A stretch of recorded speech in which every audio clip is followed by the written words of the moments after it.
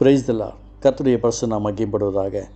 சங்கீத புஸ்தகம் 85ஆம் சங்கீதம் 12வது வசனம். கர்த்தர் நன்மையானதை தருவார், நம்முடைய தேசமும் தன் பலனை கொடுக்கும். அல்லேலூயா. ஒரு அழகான ஜீவ வார்த்தை. கர்த்தர் நன்மையானதை தருவார். யாருக்கு தருவார்? ஏன் தரணும்? நம்ம ரொம்ப வருஷமாக அவருடைய அன்புள்ள இருக்கிறோமே, நம்ம கேட்டுக்கிட்டே இருக்கிறோமே, ஏன் நமக்கு இன்னும் கிடைக்கல? நம்மை நாமே நிதானம் தரையணும்.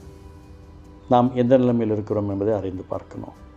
11ஆம் வசனம் சொல்லுகிறது, சத்தியம் பூமியிலிருந்து முளைக்கும், நீதி வானத்திலிருந்து தாழ பார்க்கும். அப்போது இந்த சத்தியமும் நீதியும் நம்முடைய வாழ்க்கையில் இருக்கும்போது கர்த்தர் நன்மையானதை தருவார். நாம் இந்த சத்திய வேதத்தை வாசிக்கிறோம், விசுவாசிக்கிறோம், நடக்கிறோம், பற்றி பேசிக்கிட்டு இருக்கிறோம். அநேக நேரங்களில் இந்த சத்திய வசனம் நமக்கு ஆசீர்வாதமாக இருக்கிறது. அநேக நேரங்களில் இந்த சத்திய வசனமே நமக்கு மிகப்பெரிய வேதனையாக மாற்றுகிறது. ஏன்? அப்போ இந்த சத்திய வசனம் நம்முடைய வாழ்க்கையில் கடைபிடிக்க வேண்டும் என்பதற்காக தான் கர்த்தர் நமக்கு சொல்லுகிறார். இதை போதிப்பதற்கு எல்லாருக்கும் உரிமை உண்டு. ஆனால் கை கொள்ளுகிறவர்கள் எப்படி இருக்க வேண்டும், சொல்லுகிறவர்கள் எப்படி இருக்க வேண்டும் என்று வேதம் சொல்லுகிறது. அப்போது இன்றைய தினத்தில் இந்த வார்த்தை, கர்த்தர் நன்மையானது தருவார், நம்முடைய தேசம் தன் பலனை கொடுக்கும். என் தேசத்தில் தன் பலனை கடந்து வரலை அப்படின்னு சொன்னால் ஏதோ ஒரு விஷயங்களில் நான் தடுமாறி கொண்டிருக்கிறேன். வானத்திலிருந்து மழை பெய்கிறது, மண் இருக்கிற பகுதிகளில் அதோடைய பலனை சீக்கிரம் பார்க்க முடிகிறது. பாறை கற்கள் நிறைந்த இடத்துல அதோடைய பலனை பார்க்க முடியாது. மழையே பெய்திருந்தாலும் அதோடைய பலன் பார்க்க முடியாது. ஆற்று நிறைய தண்ணீர் போனாலும் அந்த தண்ணீர் எடுத்து அந்த வயல் நிலங்களுக்கு போகும்போது தான் அதோடைய பலனை பார்க்க முடிகிறது. எனக்கு பிரியமானவர்களே, கர்த்தருடைய அன்பான ஆசீர்வாதம் நமக்கு வரணும். எனக்கு நன்மை வேண்டும் என்று எல்லோரும் காத்து கொண்டிருக்கிறோம். ஒவ்வொருத்தருக்கும் ஒவ்வொரு விதமான ஆசை இருக்கிறது.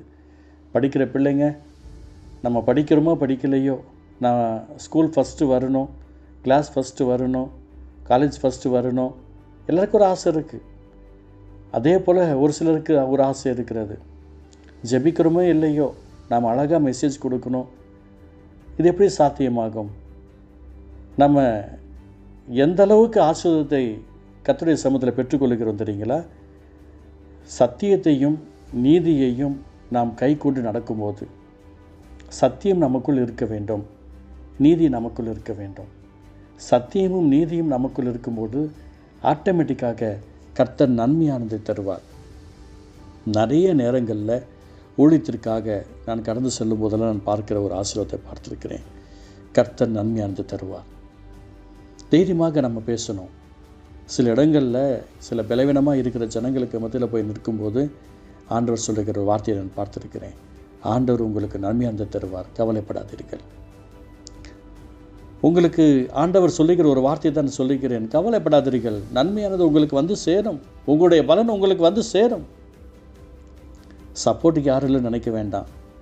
நம்முடைய ரிப்போர்ட்டு சரியாக நமக்கு சொன்னிச்சுன்னா நம்முடைய சப்போர்ட் ஆட்டோமேட்டிக்காக நமக்கு வந்து சேர்ந்துடும். நம்மை குறித்து சத்தியம் என்ன ரிப்போர்ட் சொல்லுகிறது, நம்மை குறித்து நீதி என்ன ரிப்போர்ட் சொல்லுகிறது. சத்தியத்துக்கு ஒரு ரிப்போர்ட் இருக்கிறது, நீதிக்கு ஒரு ரிப்போர்ட் இருக்கிறது. நம்மை குறித்து நாம் சத்தியத்தில் எப்படி நடக்கிறோம், பேசுகிறவர்களாக மாத்திரம் இருக்கிறோமா, சொல்லுகிறவர்களாக இருக்கிறோமா, நடக்கிறவர்களாக இருக்கிறோமா, கைக்கொள்ளவர்களாக இருக்கிறோமா, நீதியின்படி எப்படி இருக்கிறோம்? எனக்கு பிரியமான சகோதரனே, சகோதரியே, கர்த்தர் நன்மையானதை தருவார், நம்முடைய தேசம் தன் பலனை கொடுக்கும். அப்போது இந்த தினத்தில் நம்முடைய பலன் எங்கே இருக்குது? என்னுடைய பலன் எங்கே இருக்குது? என்னுடைய ஆக்டிவிட்டீஸில் தான் இருக்குது. உங்களுடைய பலன் உங்கள் ஆக்டிவிட்டீஸில் இருக்குது. நம்மளை மாற்றிக்காத வரைக்கும் நம்மளால் ஒரு பலனும் பார்க்க முடியாது. இந்த பூமியில் எத்தனையோ பெரிய பெரிய கோடீஸ்வரர்கள் இருக்கிறார்கள். அவங்களால பரலோகத்தை விலை கொடுத்து வாங்கவே முடியாது. எத்தனையோ அரசியல் தலைவர்கள் இருக்கிறார்கள். அவங்களால பரலோகத்தை விலை கொடுத்து வாங்கவே முடியாது. மரண நாள் அவங்க படுகிற வேதனைகள், ஐயோ ரொம்ப கஷ்டம், துடித்து போகிறார்கள். என் அன்பு பிள்ளைகளே, ஆண்டோடைய விலையேறப்பட்ட அந்த அன்புக்குள்ளே நம்மளை ஒப்பு கொடுப்பது தான் தேவ சித்தமாக இருக்கிறது. சத்தியம் நமக்குள் இருக்க வேண்டும். எங்கே வேணால் போங்க வாங்க, வேலை சிறிடமாக இருக்கட்டும், சத்தியம் உங்களுக்குள்ளே இருக்கணும். ஏன்ப்பா இவர் பேசுனா சத்தியத்தை தான்ப்பா பேசுவார்னு சொல்லணும். இவர் பேசுனா நீதியாக தான் பேசுவார்னு சொல்லணும். நம்மை குறித்து மற்றவர்கள் என்ன சாட்சி சொல்லுகிறார்கள், அந்த சாட்சி மெய்யாக இருக்க வேண்டும். எனக்கு பிரியமானவர்களே, அந்த தேவனுடைய விலையேறப்பெற்ற ஆசீர்வாதங்கள் நம்முடைய வாழ்க்கையில் நன்மையாக மாற பண்ணுவதற்கு நான் என்னை கர்த்தருடைய அன்பு வசனத்தில் அர்ப்பணிக்கும் போது ஆட்டோமேட்டிக்காக தேவனுடைய ஆசீர்வாதங்கள் நமக்கு உண்டாகும். அல்லேலூயா. ஆண்டவருடைய நாம் மகிமைப்படுவதாக. தெளிவாக ஆண்டவர் சொல்கிறார், கர்த்தர் நன்மையானதை தருவார்.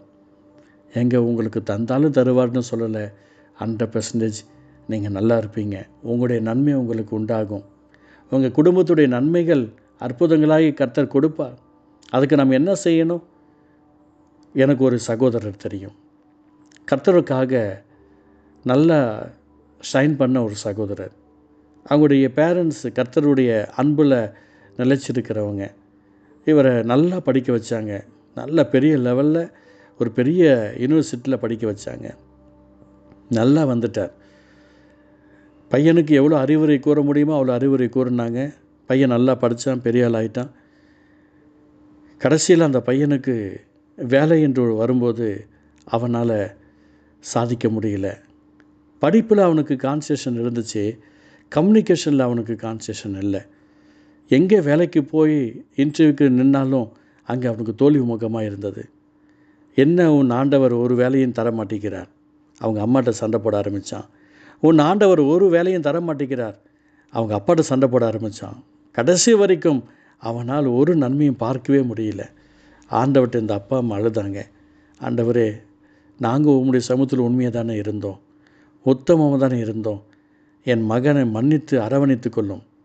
அந்த பேரண்ட்ஸு 2 பேர் சேர்ந்து அவன் எப்படியாவது மனம் திரும்பணும், கிருபை செய்யுங்கன்னு சொல்லி ஜெபம் பண்ண ஆரம்பித்தாங்க. மிகப்பெரிய வேதனைக்குள்ளான அந்த சகோதரர் கடைசியில், ஆண்டவரே எனக்கு ஏதாவது ஒரு வழிவாசலை உண்டாக்குங்கன்னு சொல்லி கதறி அழுது மனம் திரும்பினான். கர்த்தர் நன்மையானது தந்தார். அவன் என்ன படித்தானோ அந்த படிப்புக்கு உண்டான வேலைக்கு நேராக அவனுக்கு இன்டர்வியூவில் ஒரு சக்ஸஸ் கடந்து வந்தது. சின்ன சம்பளத்துக்கு அவன் ஜாயின் பண்ணான். இன்றைக்கி பெரிய லெவலில் நல்ல லெவலில் உட்காண்ட்ருக்கான். என் அன்பு சகோதரனே, சகோதரியே, உங்களுடைய வாழ்க்கையில் அந்த சின்ன பிள்ளைக்கு கிட்டத்தட்ட இப்போ தான் 22, 24, 25 வயது இருக்கும் அந்த சகோதரனுக்கு நல்ல ஒரு லைஃப் செட்டிலுக்கு நேராக அவன் வாழ்க்கை அமைந்து விட்டது. நம்மையும் ஒப்புக் கொடுப்போம். அவனுடைய அன்புக்கு நேராக ஒப்புக் கொடுப்போம். சத்திய வசனத்துக்கு ஒப்புக் கொடுப்போம். பரிசுத்த ஆவியுடைய அந்த நீதிக்கு ஒப்புக் கொடுப்போம். கர்த்தர் நன்மை அந்த தருவார். பரிசுத்த அன்பு தகப்பனே, இந்த வார்த்தை மூலமாக ஒவ்வொருத்தரையும் ஆசீர்வதிப்பீராக.